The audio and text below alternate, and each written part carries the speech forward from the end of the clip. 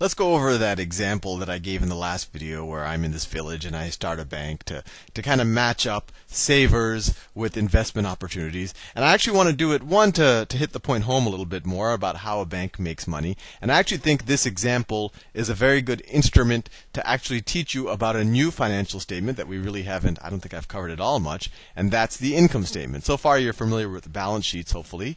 And now we'll learn what an income statement is. So let's say that this is my balance sheet at the beginning of my first year of operation, at the beginning of year one. And let me see if I can recreate it. I think I had said that I had originally capitalized this company with $1 million. That was coming from my savings, or maybe I went to 10 of my friends and they gave me $100,000 each. But we don't care about how that equity was raised. All we know is that we had $1 million.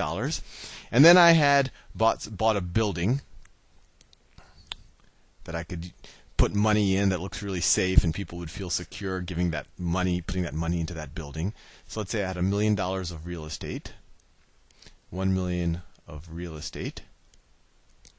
And then the rest of the village saw this nice big fortress I had constructed, and so they gave me at least part of their savings as deposits, saying that, wow, that's a safer place to put my money than in my mattress or buried under in my backyard. And this Bank of Sal says that he's going to give me some interest, and he seems to be a fairly reputable fellow in our village. So let's deposit some of our savings with him.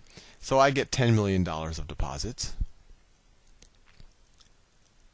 And of course, I told him that, look, this isn't a loan, although it kind of is. I'm not borrowing this money from you. You guys can use this money whenever you need it. And because of that, I need to set some of this deposits aside in case someone comes the next day and says, oh, I gave you that dollar yesterday. I actually need that dollar now to, I don't know, pay for my teeth cleaning or something. So I need to set aside some of it. And I figure, well, if I set aside 10% of it, that's the most that anyone would ever come in one day, unless there's some type of strange run on the bank. So I'm going to set aside 10% of it as reserves. So it's cash reserves. So let's say $1 million of cash. $1 million of cash. If I thought for some reason that there's a higher likelihood of everyone coming at once for their money, or a large percentage of the people coming at once, I'd want larger reserves. And then finally, I'm left with what? $9 million, right? They gave me 10. I put one aside. I'm left with $9 million to loan out to. This is productive capital. And when I say capital, that's just a claim on someone's goods and services that can be used to construct or perform something that adds value, that creates more value than was used. So that's 9 million of loans. And I know I always keep talking in those terms, and I do that because I think in our society today we get so fixated with the points, and that's money or the dollar bills, that we often forget what the points represent. The points or the money represents claims on goods and services. I've actually I've met people who become obsessed with like on Khan Academy, I get emails from people who want to get extra points on their account, and they're obsessed with it, and it's just a number. But what's important is, what does a point system really do for you? And in money, those points represent future claims on goods and services. But anyway, so this is how my balance sheet looked at the beginning of year one. And I said, well, I'm going to be getting in 10% on these loans. And let's say that I'm very good and none of them default, and I really do get my 10%. And I said that I'm going to pay these people out 5%. Right? So what happens over the course of that year? So how much interest income am I going to get? Interest income. Interest income. Let's call that interest inc. Interest income. So 9 million times 10%, I'm going to get $900,000. $900,000. And then what's my interest expense? I probably should have done this in green, but I think, what's my interest expense? Interest expense.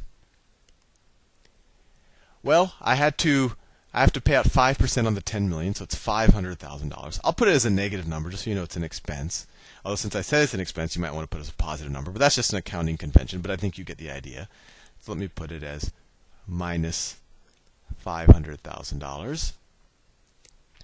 And then to operate this bank, it had this building, it had to be cleaned, it has to be maintained. I had to hire bank tellers and security guards, and I had to buy my security guards machine guns. So I have expenses above and beyond just this little interest transaction that's going on. So let's say that I have salaries.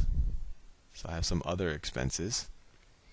Salaries, let's say I have to pay, I don't know, let's say it's minus $50K a year in salaries that I have to pay. And let's say upkeep of the building, you have to paint it every now and then. Upkeep. I have to install new marble tiles every now and then to make, because I have to project this impression of the shining, impenetrable fortress. So upkeep is actually a big expense of me, so I spend $50K on upkeep. And so what am I left with?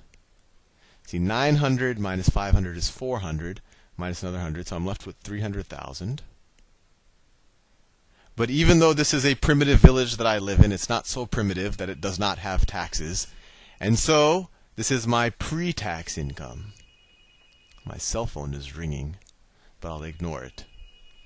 Actually, it's very hard to ignore. But anyway, this is my pre-tax income. But my local village government says, no, well, you have to pay for the army and all of the other services that we provide. So they take 30%. So income taxes.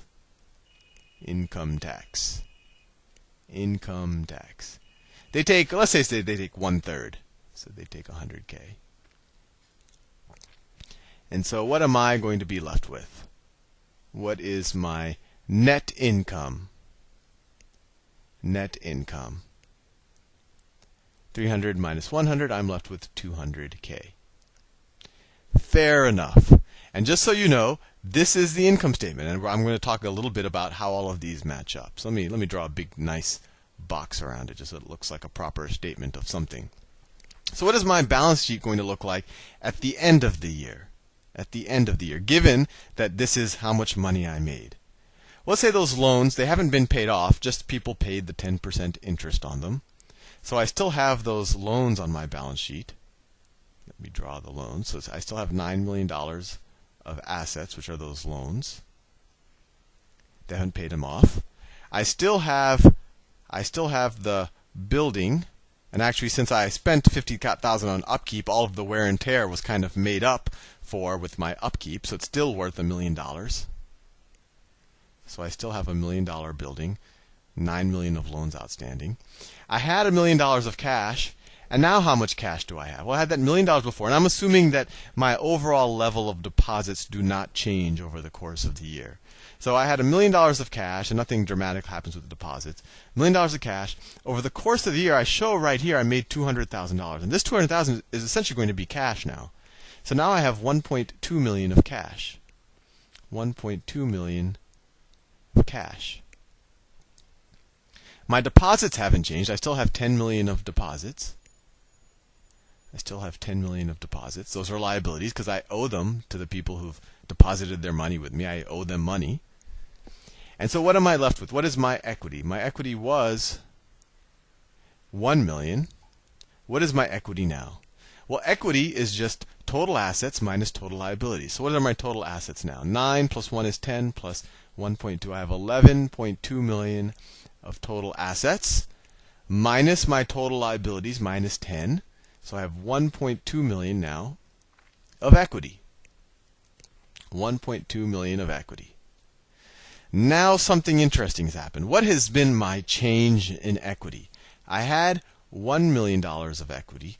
Now I have $1.2 million of equity.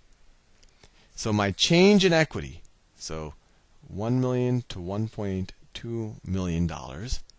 So we could call it, if you're used to the math notation, you could use that delta notation. So that triangle just means change. My change in equity is equal to $200,000.